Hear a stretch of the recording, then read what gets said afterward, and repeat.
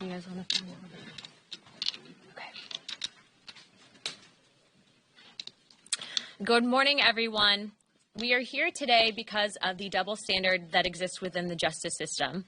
As you know, on February 27th, the Oversight Committee, as well as House Judiciary, had sent a subpoena to Attorney General Garland, of which we received no response. And after referring him for criminal contempt, within 48 hours or less, the Department of Justice refused to prosecute. Inherent contempt is clearly within our Article I authorities, and Congress does have the power to investigate all legislative powers. Investigations are part of our legislative process, and people that interfere with these processes should be held accountable. Inherent contempt was first used in 1795, and this was further upheld in a Supreme Court decision in 1927 in McGrain versus Doherty that stated that Congress does indeed have this authority. It's important to note that when an individual is called before courts across the country, they appear. Why should the Attorney General, who is supposed to be head of all law enforcement authorities, any different? Garland still has time to comply with this request. We are asking that he bring the tapes to the House and let us listen to them. But in the event that he does not, we will press forward with calling the privilege motion on inherent contempt to the floor on Friday morning. It is also important to note that if we as a Congress do not have the ability to enforce our investigative ability, that we are essentially going to be ignored and undercut and essentially handicapped by all other branches, which would make us not a co-equal branch of government.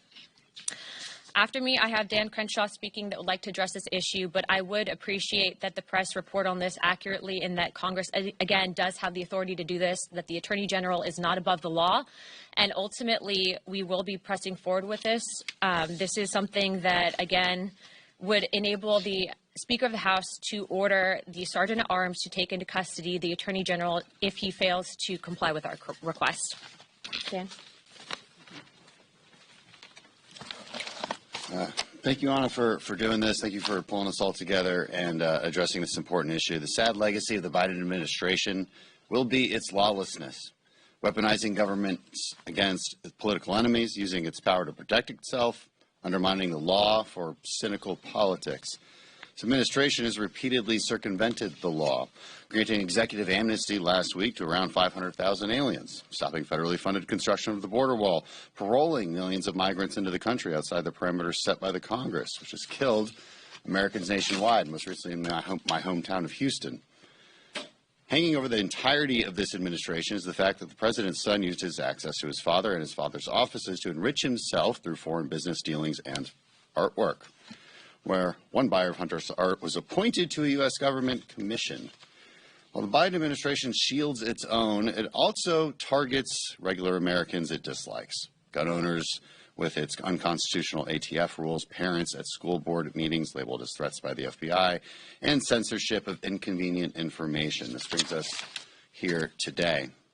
Congress, performing its oversight duties, has been ignored. Founders established a system of checks and balances, and that has been dismissed. Congress and the American people we represent have been disrespected, so we are here to say no more. We'll not stand by while the DOJ covers up information subpoenaed by Congress and refuses to comply with our vote holding the AG in contempt. It is not that the DOJ cannot prosecute Garland. It is that they're choosing not to because they wish to protect the president and his obedient lackey. And I understand that this sounds extreme. It sounds extreme to put the AG in handcuffs and drag him in here. And I'm here. I'll tell you why I'm here, what motivates me. Because what the DOJ is doing in my hometown in Houston, they're willing to arrest a regular citizen, put them in handcuffs, charge them with ridiculous crimes, and for what? Because that particular citizen, a man named Dr. Heim, decided to expose a crime in Texas. That crime was performing harmful gender transition practices on minors. He was indicted for alleged HIPAA violations. And this demonstrates that Merrick Garland and this DOJ's determination to target whistleblowers who oppose their ideology. They want to protect themselves, but they want to attack regular citizens. They aim to use the full force of our legal system to protect their allies and silence dissent. And we can't handle that double standard. This new motion to hold Merrick Garland is the next natural step to rebuff the Biden administration's attempt to run roughshod over our constitutional system. Thank you. I yield back to Ms. Hagerman. Thank you, and good morning. I am co-sponsoring this inherent contempt resolution because it is the job of Congress to hold the Attorney General accountable for his actions of refusing to comply with a congressional subpoena when the Department of Justice refuses to do so. 2 weeks ago, the full House of Representatives voted to hold Merrick Garland in criminal contempt of Congress. According to the Congressional Research Service, the recipient of a duly issued and valid congressional subpoena has a legal obligation to comply absent a valid and overriding privilege or other legal justification. But the subpoena is only as effective as the means by which it may be enforced. Without a process by which Congress can coerce compliance or detour noncompliance, the subpoena would be reduced to a formalized request rather than a constitutionally based demand for information. While the DOJ may claim that it has a valid and overriding privilege due to President Biden exerting executive privilege over the audio and video recordings in question, there are no grounds for withholding the recordings from his interview with Special Counsel Hur, considering that the Department of Justice provided the transcript months ago. The moment that the transcript was released, the right to exert executive privilege was waived.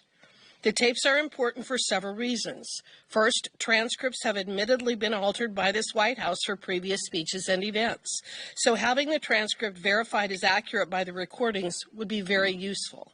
Second, while transcripts can show us what was said, they do not reveal how something was said, the time it took to say it, or the manner of speaking.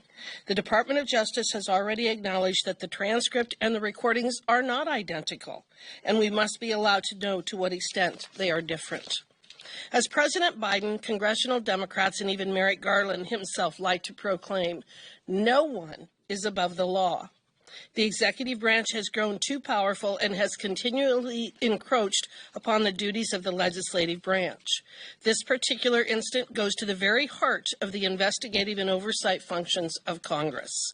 The resolution offered by Representative Luna is simply the enforcement mechanism constitutionally required when the executive branch refuses to comply with explicit orders directed from the legislative branch.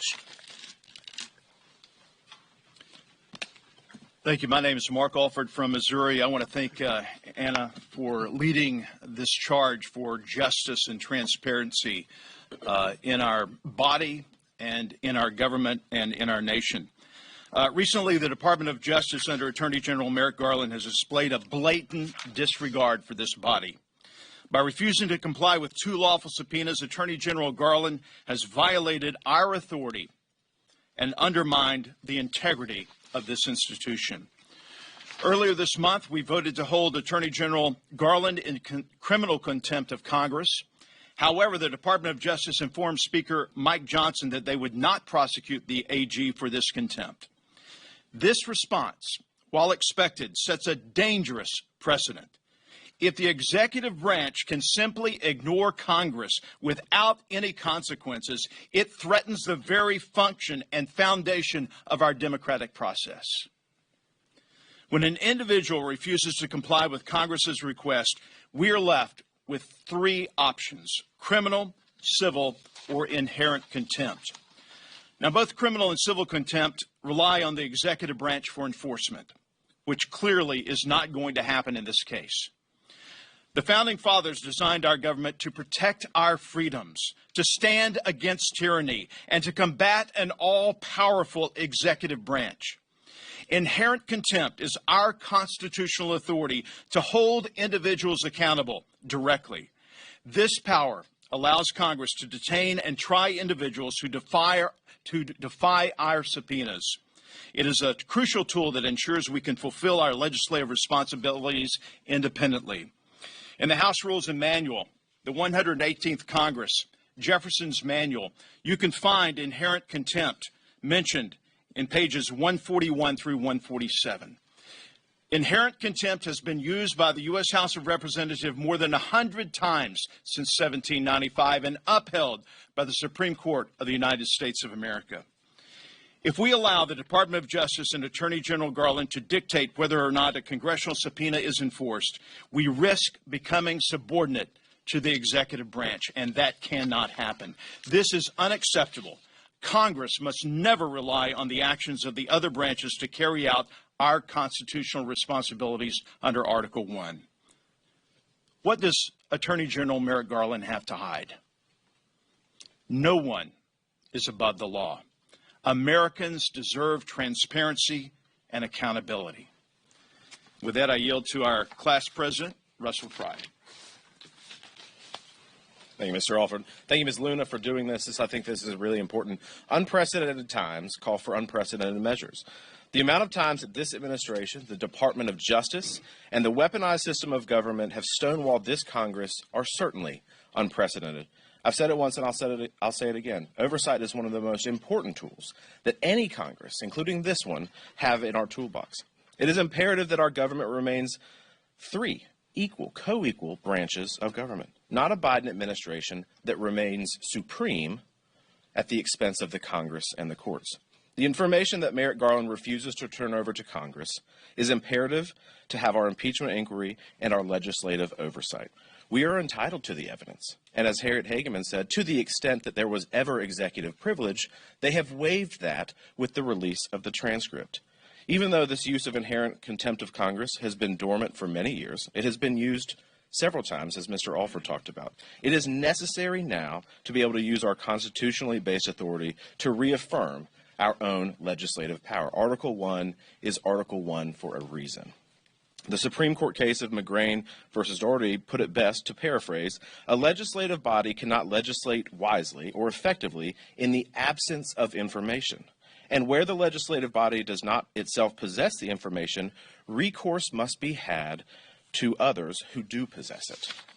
From day one, House Republicans have been working to conduct our constitutional duty of oversight and to unturn every stone, including these tapes that we are working to cover up. From day one, this administration has been stonewalling those investigations, delay after delay. It is time to push back on that and demand real accountability.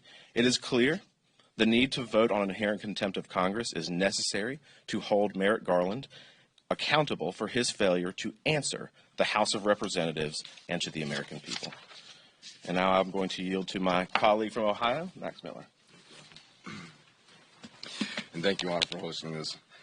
Congress has oversight responsibility over the executive branch. It's that simple. Congress also has the power to issue subpoenas as instruments of the legislative branch's oversight function.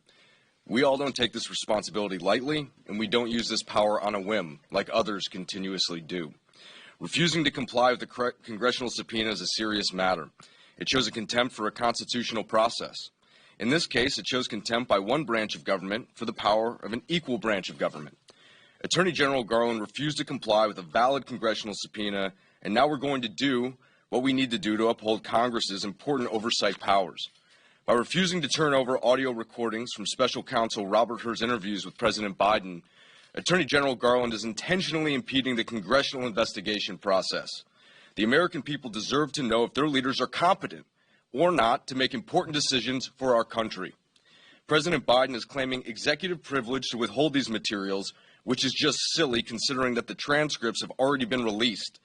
Now the Department of Justice is undermining Congress yet again by refusing to act on the Contempt of Congress resolution passed by the House and us a few weeks ago. Let me be clear, I don't take this lightly, and I don't believe anyone standing up here does as well. But Congress must be able to fulfill its duty to provide robust oversight of the executive branch. Those who impede this important work should be held accountable, even if you're the Attorney General of the United States. The American people deserve integrity in our institutions, and Congress must have the ability to carry out its constitutional duties. Congress will continue to hold the Biden administration accountable, and you're not special just because your last name is Biden. Thank you. I yield back.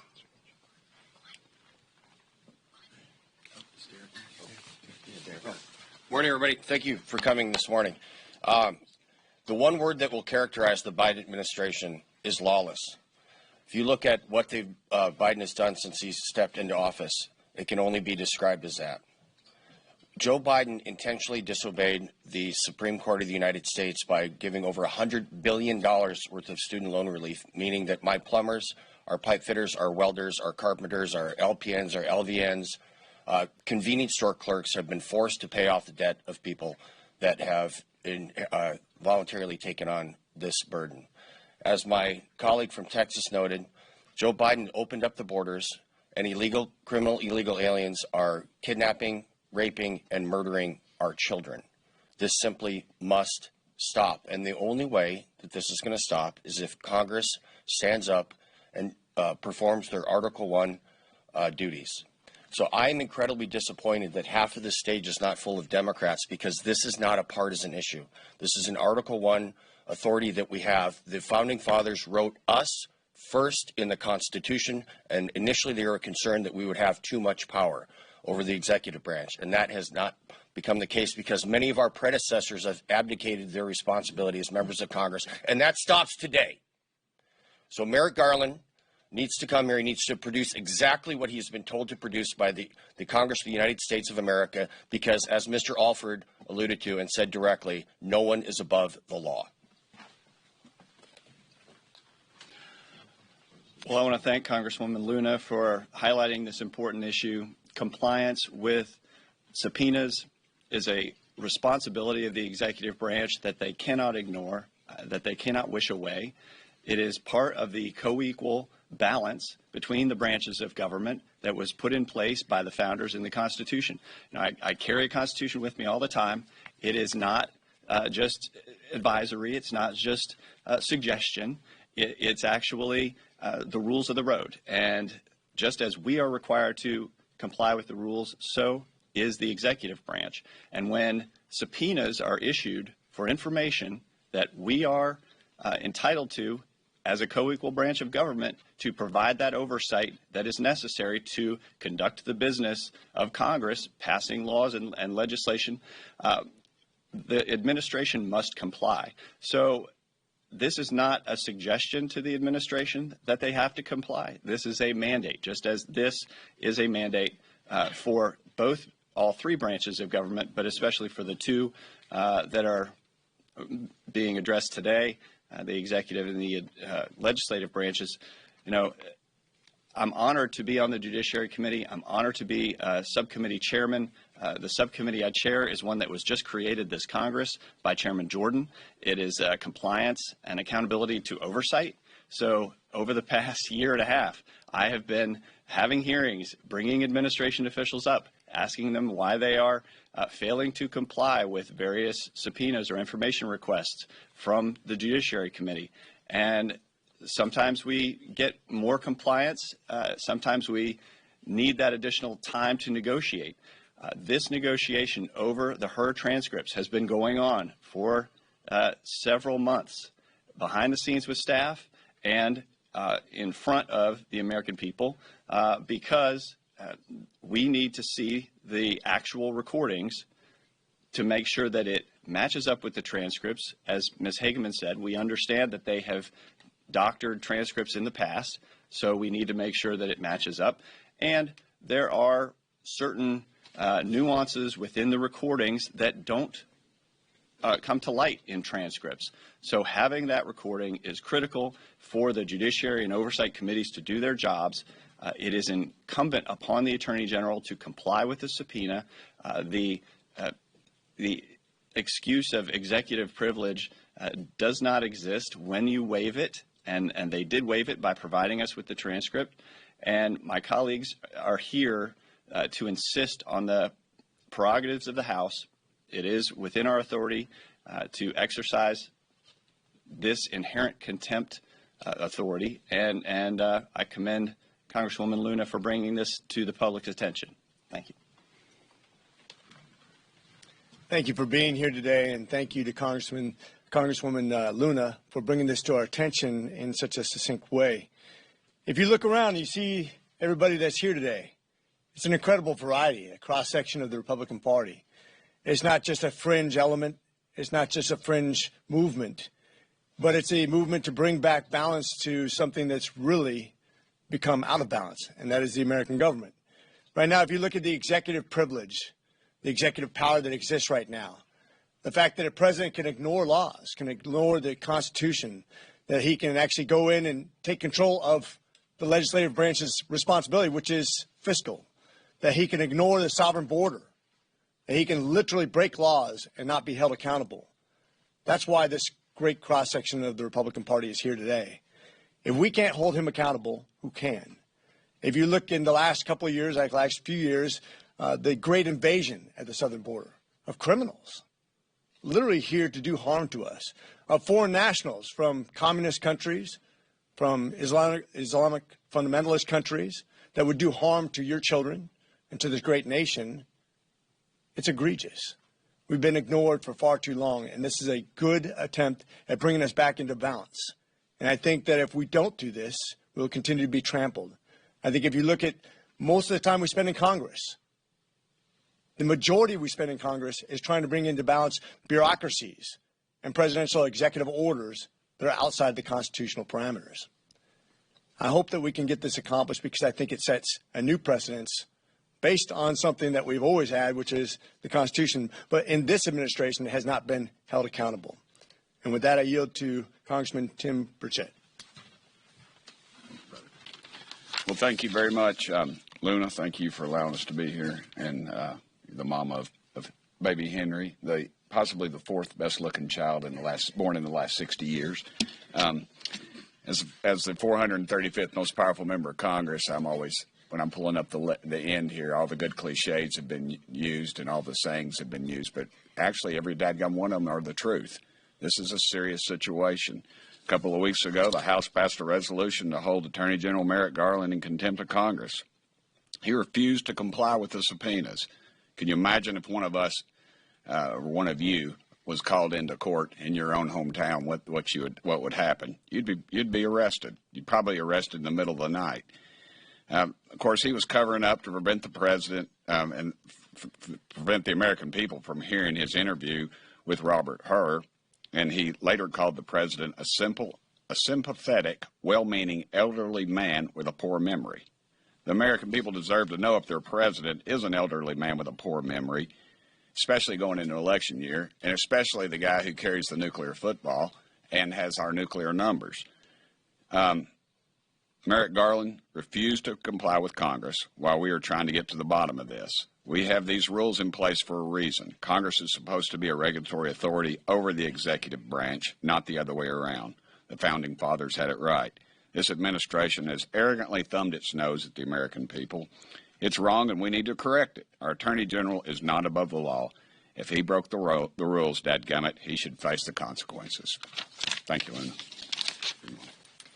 We'll now open it up for some brief questions before we head to conference. Speaker Johnson has said that he will try to enforce the subpoena through the courts. Why force the inherent contempt vote then? Do you believe what he's trying to do is not enough? I think that Speaker Johnson is open to discussions on how to best enforce this, but what I will say is that with what's currently happening in our country, and I'm sure if Fry and Hagman want to back me up on this, I think that process would, A, take a very long time, and B, why would we do that when we have the direct ability to do it here in the House? What you are seeing is the American people have a deep distrust in our ability to not only effectively govern, but also they've lost faith within the Department of Justice and that we are truly an equal country.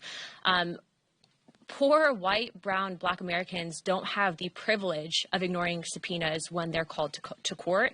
I think that it's pretty egregious that the man that's in charge and really the head enforcement officer is basically choosing to break the law.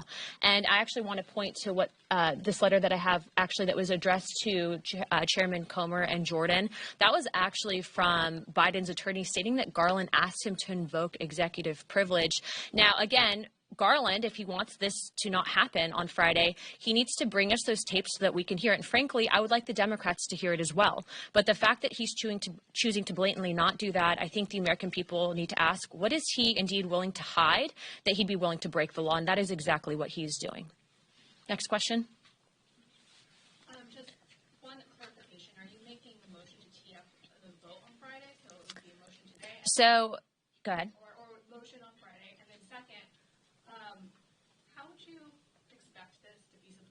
work with the sergeant at arms? Are they capable of actually going and taking him into custody? Where would he be held? How would this actually happen? So to answer your first question, as you saw yesterday, we had over 100 members that are not currently here. And so what we are doing is we are waiting for those members to get back so that we can actually call it up.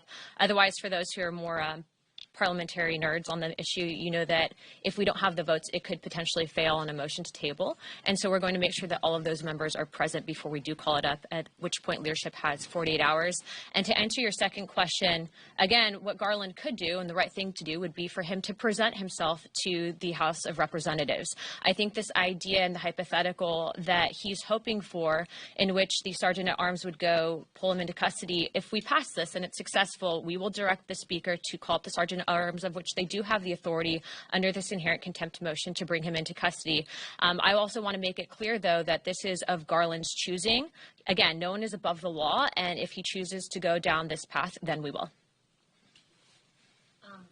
How confident are you that you will have the votes to actually pass this resolution? We spoke to a number of Republican members just last night. Obviously, you mentioned a lot of people aren't here, but a number of Republican members said they don't know enough about this. They need to learn more about this. They haven't heard about it.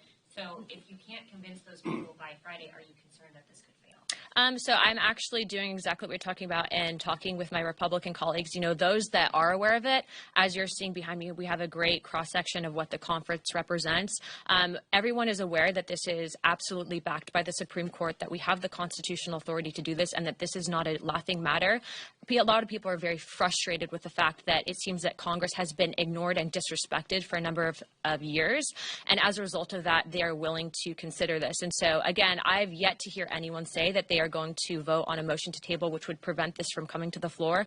And what I would also say is that we actually released a Dear Colleague letter that was quite educational on the topic, and right after this, of which we're going to be calling it short here in a few minutes so we can go to conference and continue to educate. But I'm actually not concerned about that because we've actually been receiving, I think, a net positive on all of our responses. And you're starting to see now Democrats, of which I'd like to remind people that Democrats were actually considering using this, I believe, back in 2018. And even Pelosi was considering using this. But I believe the reason why they didn't is because it also allows the House of Representatives to essentially have a display this to the American people, hold a hearing. And if Hagman wants to jump in on this, but that would also open people up to discovery. And I believe that Pelosi did not want that. Hagman, do you want to jump in? I just want to quickly say that I think that there should be some curiosity among the press as to why the White House does not want to release the audio and videotapes. They released the transcript recognizing that executive privilege was invalid in this circumstance and that they were going to have to disclose the interview between Mr. Hur and Mr. Biden. They're, at this point, however, refusing to release the audio and videotapes, and I would request that all of you actually drill into the reason for that. We have the transcripts. We know what he said. So to the extent there may have been executive privilege available, which I would argue there would not have been, that's why they had to give us the transcripts, they've waived any such privilege the moment that they turned those over. So there is a legitimate reason there is an illegitimate reason as to why they're withholding the audio tapes.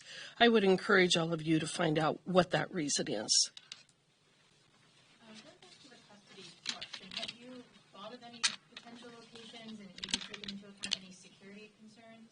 I can tell you that that would be probably at the direction of the speaker, but the last individual that was detained for basically violating Congress's authorities was actually put up at a very nice hotel. I would hope that Garland would actually present himself and not make us do this. But again, you're seeing that Garland is willingly breaking the law. And that is extremely disturbing, being that he's supposed to be head of all law enforcement in this country. Any other questions? Is there any concern about setting a precedent where Democrats could use this down the road if, a Republican does not comply with the subpoena? As I stated earlier, that Democrats actually apparently did try to do this. And upon my research, the reason why I don't believe that they wanted to is because, again, you open up the hearing to discovery, and I don't believe that they wanted their targets to be able to make a valid argument to the American people. You see, it's a lot easier with a two-tier justice system to have the DOJ do your dirty work and say, look, I didn't do it. But, you know, the fact is that the DOJ is at direction of this administration, and it is extremely alarming that we have an administration that is picking and choosing who they are going to allow to get a free pass, that there is no equal justice in this country. And that's exactly why we're all putting our names, our honor on this, is because we believe that we are in a scary time in our country, and that if we allow this to continue, that we won't have a free and fair country. Yeah, of course. I think it would be refreshing if the Democrats and the White House would choose to follow the Constitution. Can I say something? Yeah, of course. Are you asking us if we're concerned that the Democrat Party will politicize Congress to the point where they start doing things like impeaching sitting presidents? Is that what you're asking? Or you know, we've had Republicans not comply with the January 6th committee subpoenas, and could they use this down the road? Aren't they in jail? Yeah, they're in I jail. think they're in jail. So are you suggesting the Attorney General should be in jail? Because that's what it sounds like. Listen, what's good for the goose is good for the gander. So the Democrat Party under Nancy Pelosi politicized this body to the point where it's destructive to the fabric of our nation. And it is time for a reckoning. This has got to stop. The only way that this is going to stop is if the President of the United States reads this. This says, Joe, read this, the Congress. This is the Constitution of the United States of America. So this has to be adhered to. This is the law of the land. Is that clear? Now do your jobs, people, for Pete's sakes.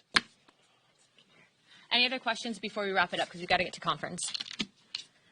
Thank you all for being here. Again, Garland still has time to comply with our request. Bring us the tapes. We want to see it. We want to hear it. And if you don't, the vote will be called up, and we will hold you in inherent contempt. The vote will come to the floor. I encourage you all, though, to ask the White House what indeed they're hiding. What is Garland hiding? And thank you so much for covering this today. Thanks, guys. See you soon.